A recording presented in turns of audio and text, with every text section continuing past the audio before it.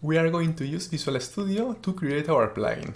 So now there are basically two different approaches. We can either create our new project from scratch, as we did in chapter 1 of this course, or a much more clever approach could be to download the Grasshopper extension for Visual Studio.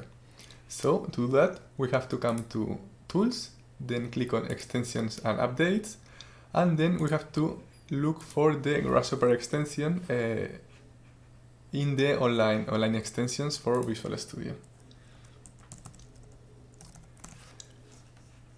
So here it is, and this is basically a template for Visual Studio, so that it already comes with the basic parameters that we need for creating our plugin. So we have to click on Download,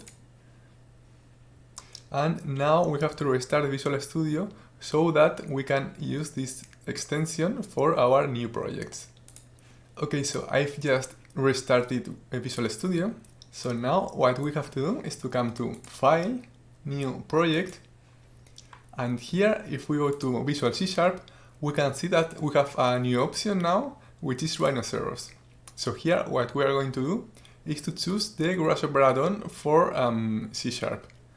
And now of course we have to set the name for our project, which is going to be Tensegrity, and the solution name, I usually like to give it like a different name to make it more clear. So let's add GH to the solution name. And now we click on OK. So here we can customize these parameters for our new project.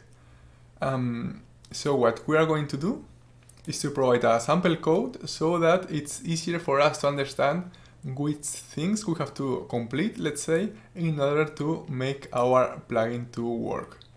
And of course, here we have our references to the Grasshopper and Rhino libraries, and I think we are going to leave everything like that because we can change it anyway later on.